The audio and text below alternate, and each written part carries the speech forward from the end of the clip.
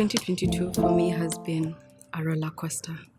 It's been one of those years where I've experienced my highs, my high highs, and my really low lows. To a point I felt completely lost. So it's been here and there. Some days I'm happy, some days I'm not. Some seasons of feeling very lonely and very lost, and now some seasons of feeling like now my life is getting back on track. It's been quite the roller coaster. I've gone through so much, I could have easily given up. I'm grateful for the gift of good health, especially my mental health. The things I've gone through this year have taken a toll on my mental health, and I'm grateful for how I've been able to handle it, how I've been able to carry myself and take it through the year. I'm grateful for the gift of family and my friends because they've been there for me during the times that have been rough for me, even during my happy times when I'm finally getting back to myself and getting my footing. They've been there for me. Be still and know that I'm God. I've really experienced the grace of God this year in just choosing to be still, as He tells me, because many are the times that the waves come, the winds blow, but He says, be still and know that I'm God. At the beginning of the year, I wasn't sure about what I want to pursue. And being a young person,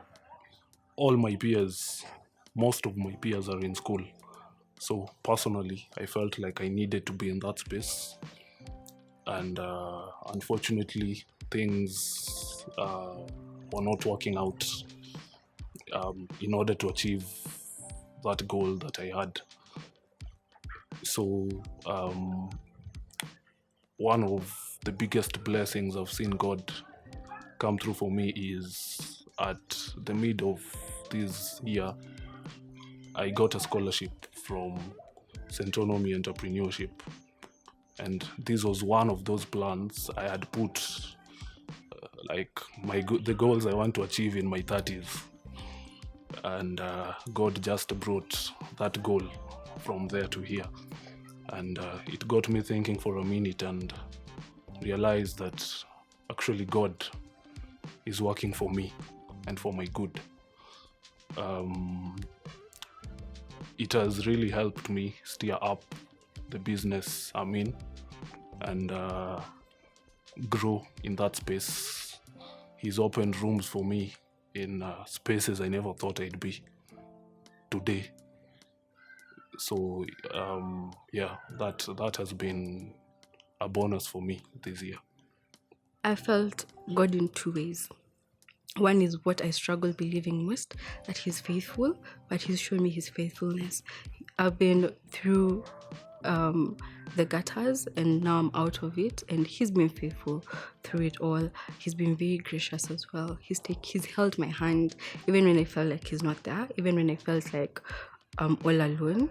He's been there even in the silence, even in the loneliness. He's been very gracious to me and very faithful to me. He's come through in ways I never thought He would come through for me. I've related mostly with God's grace, that God is a gracious God. No matter what you do, He still loves you the same. And when you call up unto Him, He truly hears and He comes. And He's there with you. He's gracious. In as much as He's a big God, He also listens to the little prayers that you make, and He comes through for you. He's a gracious God. How He's been faithful, I have been able to get myself a job, which is a really big blessing, right from campus to my internship, and now I am working. I've run my business for 5 years, and it's doing really amazing. His faithfulness right there.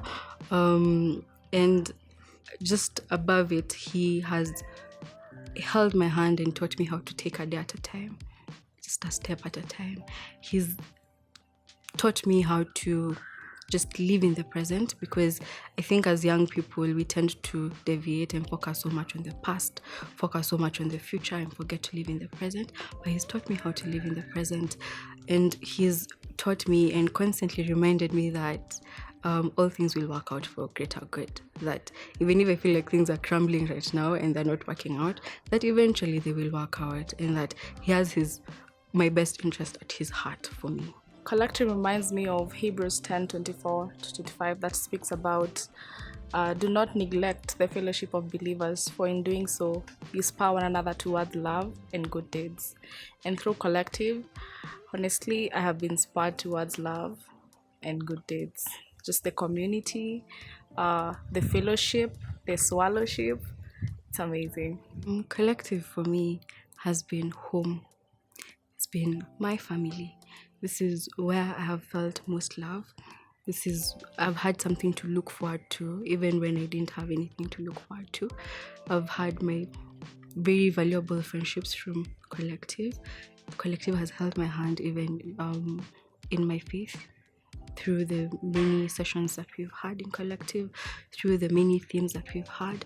It's spoken to me as a young person and helped me grow in my faith as a young person. The gospel is not just for me, it's for everyone. So part of the evangelical call is to inviting others into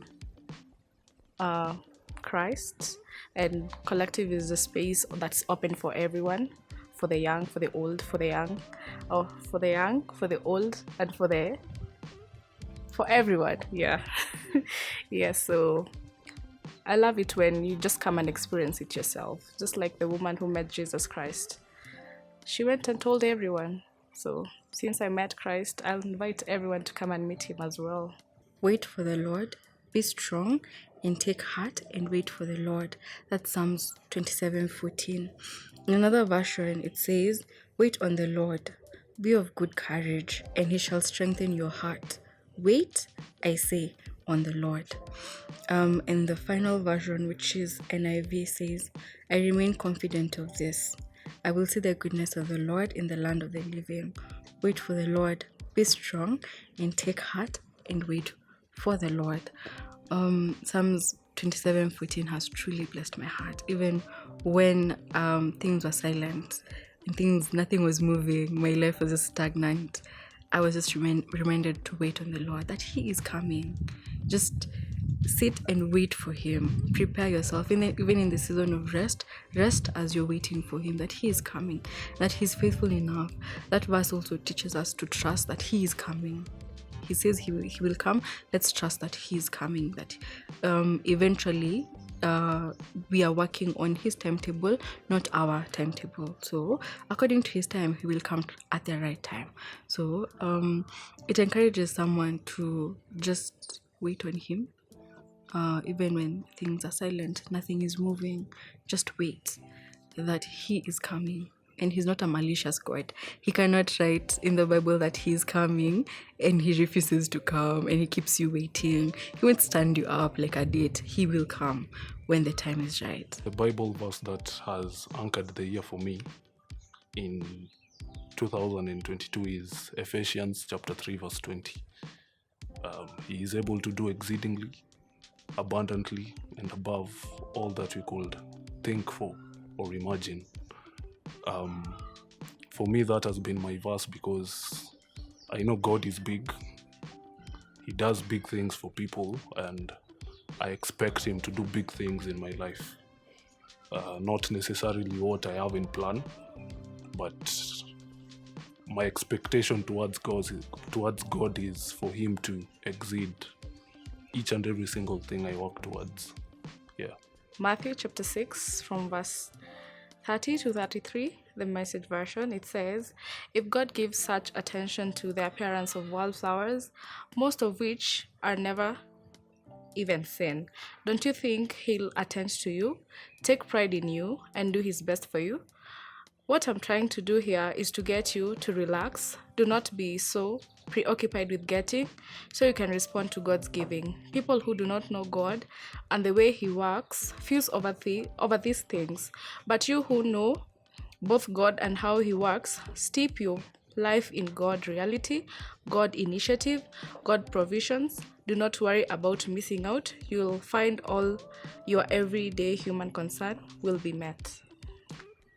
Yeah, that's my verse. And I thank God for this verse, because He has called me to a season of rest.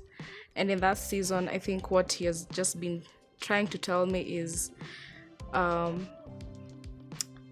what he's trying to do is to getting me relaxed, to not be preoccupied, as the verse says, with getting, so that I can respond to God's giving. And God has given me the gift of rest, because rest is holy, and he calls me into holiness. So just resting and listening to him as he takes me step by step, as we journey together with him.